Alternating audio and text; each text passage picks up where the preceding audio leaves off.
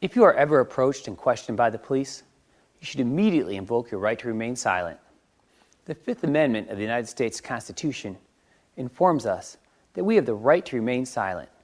It tells us that anything we say and do can and will be used against us. This is the reason why, whenever the police ask you anything besides your name and address, it is legally safest to respectfully say, "I'm going to remain silent. I want to see a lawyer." Also, never agree to voluntarily waive your constitutional rights until you have first consulted with a lawyer. There's simply no way to predict how the information you provide to the police will be used. Many people believe that if they don't talk to the police, or if they ask for a lawyer, they will look guilty. Who cares if you look guilty? It doesn't matter what the police think. They're not the ones who decide what charges will be brought against you. The prosecutors are.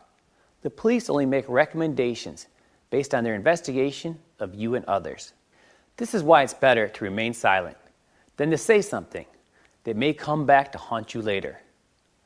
There are many reasons why one should not talk to the police. In my experience, the major reasons are: there is no way that talking to the police can help. No person has ever talked his or her way out of getting arrested. If you are guilty, or even if you're innocent, talking to the police may cause you to admit your guilt with no benefit in return. There's no rush to confessing. If you don't rush, you may be able to work out some deal with the prosecutor in return for your guilty plea. Some type of plea agreement for a reduced charge, or perhaps an agreement with the judge that you won't go to jail if you plead guilty. But if you confess, you give away all those possibilities. What if you choose to admit to the police the things the police already know? How can that possibly be harmful to you? Well, it can. The police are tricky. They might just ask you to confirm who was at the scene when the fight broke out. Now you've just admitted that you were there also. Or they might trick you into believing that they know stuff that they don't. And now you've just confessed and confirmed your involvement. That could be very damaging to you. Most people, when being questioned by the police, are extremely nervous. As a result, they tend to ramble on and oftentimes tell a little lie or make an innocent mistake, which if caught by the police, will be used against them. Some people get so nervous that they just deny anything and everything that the police question them about, even if they are completely innocent. For example, in one case that I handled that involved sexual assault with 2 guys and 1 girl, they asked one of the guys his involvement, and he said, well, it was all consensual. And of course, the girl said it was against her will because she was forcibly raped. But then they asked the other guy, our client, and he said, nothing happened. I never touched her. That my friend's a liar, and so is she. His interrogation was videotaped by the police. And during his trial, it was played over and over and over while he was on the stand. All the lies that he had told to the police. All right, let me explain first of all. Number one, you don't have to talk to us. I have nothing to hide.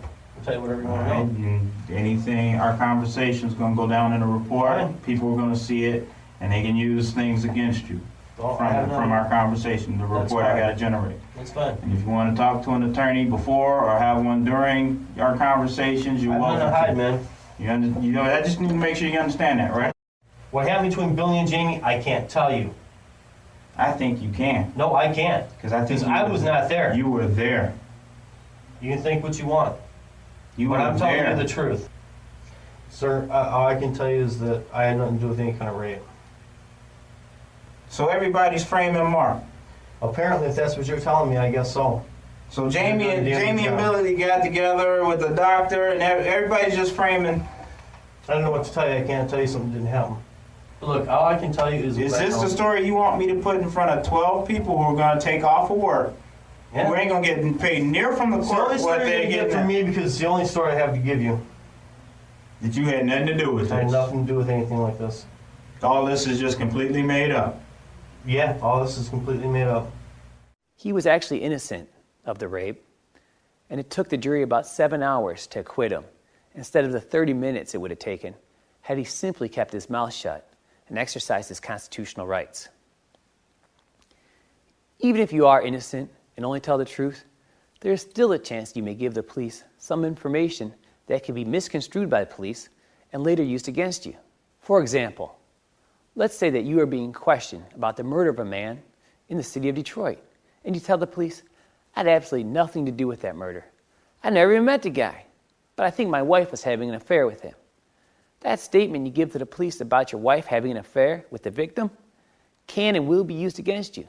By saying that, you just said that you have a motive, and you are now considered to be their main suspect.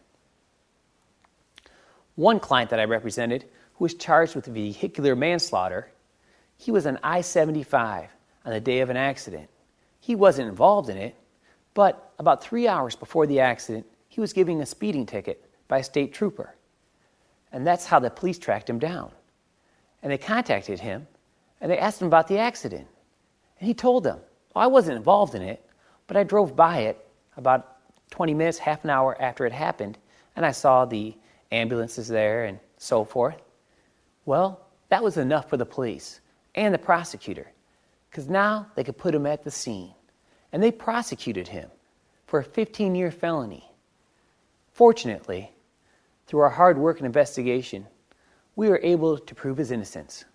Had he exercised his constitutional rights and remained silent, he would never have been charged and had to go through that nightmare.